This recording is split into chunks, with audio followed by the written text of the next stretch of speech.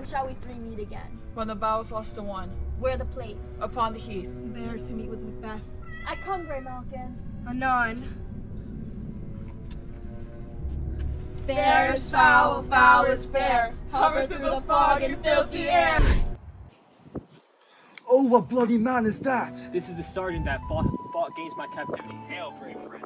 Doubtful it stood, MacDonald, worthy to be a rebel, for to that the multiplying villainous of nature do swarm upon him. For brave Macbeth, with his brandished steel with bloody execution, till he unseamed him from the nave to the chaps and fixed his head upon our battlements. Valiant cousin. So from that spring whence comfort seemed to come, discomfort swells. Mark, King Scotland, mark. The Norwegian lord surveying vantage began a fresh assault. Dismayed not this our captains Banquo and Macbeth? Yes, but I am faint, my gashes cry for help. Go get them surgeons. Who comes here? The worthy Thane of Ross. Whence comest thou? From Fife, great king, assisted by the most disloyal traitor, the Thane of Cawdor began a dismal conflict. The victory fell on us. The Norway's king craves composition, nor would he deign him burial of his men, till he dispersed at St. Comb's Inch. No more that Thane of Cawdor shall deceive, and with his formal title, greet Macbeth. I'll see it done. What he has lost, noble Macbeth hath won. Where hast thou been, sister? Sister, where thou? A sailor whose wife had chestnuts in her lap, her husband's to Ellipho gone, but in a sieve all thither sailed. I the shipman's car, I will drain him dry as hay. He shall live a man forbid, yet it shall be tempest taught. Look what I have. Show me, show me. Here I have a pilot's thumb, wrecked as homeward he did. Macbeth doth come! The weird sisters hand in hand, posters of the sea and land. Peace, the charms wound up. So foul and fair as day I have not seen. How far is it called the forest? What are these that look like not the inhabitants of the earth? Upon our skinny lips you should be woman, and yet your beards forbid me to interpret that you are so. Speak if you can, what are you? All hail Macbeth, hail to thee, Thane of Blannis. All hail Macbeth, hail to thee, Thane of Cawdor. All hail Macbeth, thou shalt be king hereafter. Good sir, why do you start and seem to fear things that do sound so fair? You greet with great prediction of noble having and royal hope. Speak to me then. Hail. Hail. Hail. Thus are the Macbeth and greater. Thou shalt get kings, though thou be none. So all hail Macbeth and Banquo. Tell me more. I know I am that of Glamis, but how of Cawdor? The Thane of Cawdor lives, and to be king. Speak, I charge you. Whither are they vanished? To the air where they had stayed. Were such things here as we do speak about? Your children shall be kings. You shall be king. And Thane of Cawdor too, were it not so. Who's here? The king had happily received Macbeth, his wonders and his praises do content. We are sent to give thee from our royal master thanks. And for an earnest of greater honor he bade me from him call thee Thane of Cawdor. What? Can the devil speak true? The Thane of Cawdor lives. Why do you dress me in borrowed robes? Who was the Thane lives yet, but under heavy judgment bears that life, which he deserves to lose.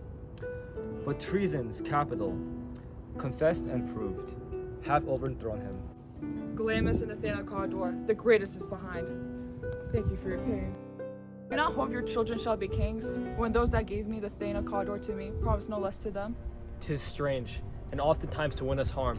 The instruments of darkness tell us truths, win us with honest trifles to betrays. Cousins, a word, I pray you. Two truths are told of the imperial theme. I thank you. Cannot be ill, cannot be good. If ill, why hath it given me earnestly success? If good, why do I yield to that suggestion against the use of nature? Present fears are less than horrible imaginings. My thought is summer at sunrise, and nothing is but what is not. If chance will have me king, why chance may crown me without my stir? New horrors come upon him, worthy Macbeth, we stay upon your leisure. Give me your favor, my dull brain was wrought. Our register where every day I would turn. Let us toward the king. The interment have weighed in, let us speak. Our free hearts each to each other. Till then, enough, come friends. Is execution done on Cawdor? I have spoke with the one that saw him die. Frankly, he confessed his treasons. He was a gentleman on whom I built an absolute trust. The sin of my ingratitude even now was heavy on me, the proportion both of thanks and payment. The service and the loyalty I owe, save toward your love and honor. Welcome hither. I have begun to plant thee, to make thee full of growing, and hold thee to my heart. There if I grow, the harvest is your own. Plenteous joys, wanton fullness, in drops of sorrow, we establish our estate upon our eldest Malcolm, whom we name hereafter the Prince of Cumberland, which honor must only, but signs of nobleness shall shine on all deservers, and bind us further to. The rest is labor, which is not used for you, so humbly take my leave. The Prince of Cumberland, that is a step on which I must fall down, for in my way it lies. Let not light see my deep desires, the eye wink at the hand, which the eye fears when is done to see. They met me in the day of success, and I've learned by the perfectest report. And whiles I stood wrapped in the wonder of it, who all hailed me Thane of Cawdor, by which title before these weird sisters referred me to coming on of time, with Hail King that shalt be, my dearest partner of greatness, that thou mightst not lose the dews of rejoicing. Thee lay it to thy heart and farewell. What thou art promised, yet do I fear thy nature. It is too full of the milk of human kindness to catch the nearest way. What thou wouldst highly, that which cries, thus thou must do, if thou have it, which fate and metaphysical aid doth deem to have thee crowned withal. The king comes here tonight. Is not thy master with him? Who would have informed for preparation? It is true. Give him tending, he brings great news. Come, you spirits that tend on mortal thoughts, unsex me here. Make thick my blood, stop up the access and passage to remorse. Come, thick night, that my keen knife see not the wound it makes, nor heaven peep through the blanket of the dark. Great Glamis, thy letters have transported me beyond this ignorant present. My dearest love, Duncan comes here tonight. And one goes hence. Tomorrow, as he proposes. Oh, never shall sun that morrow see your hand, your tongue look like the innocent flower, but be the serpent under. We will speak further. Leave all the rest to me.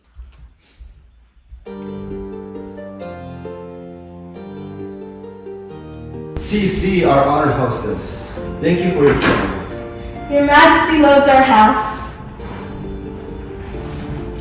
For those of old and the late dignities heaped up to them, we rest your hermits. Worst day in Akado. Fair hostess, we are your guests tonight. We love him highly and shall continue our graces towards him. By your leave, hostess.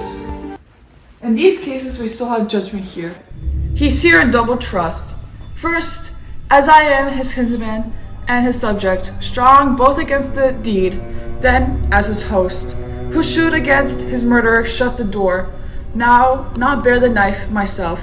Besides, this Duncan, so clear in his great office, that his virtues will plead like angels, striding the blast, horsed, upon the slightless couriers of the air, shall blow the horrid deed in every eye. That tears shall drown the wind, and have no spur to prick the sides of my intent, but only vaulting ambition, which overleaps itself and falls on the other. How now? What news? He is almost supped. We will proceed no further in this business. He hath honored me of late, and have bought golden opinions from all sorts of people. Was the hope drunk which thou esteemest the ornament of life, and live a coward in thine own esteem, letting I dare not wait upon I would? I dare do all that, may become a man. Who dares do more is none. What beast was it then that made you break this enterprise to me? When you durst do it, then you were a man. How tender 'tis to love the babe that milks me. I would while it was smiling in my face. How plucked my nipple from his boneless gums and dashed the brains out, had I do sworn as you have done to this. If we should fail, We fail, but screw your courage to the sticking place, and we'll not fail.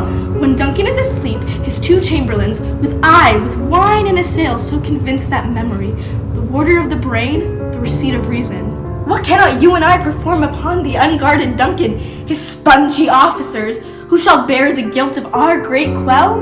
would we have marked with blood those sleepy two of his own chamber, and use our very daggers, that they have done it? Who dares receive it other, as we shall make our griefs roar upon his death? I am settled and bent up, each corporal agent to this terrible feat. False face must hide what the false heart doth know.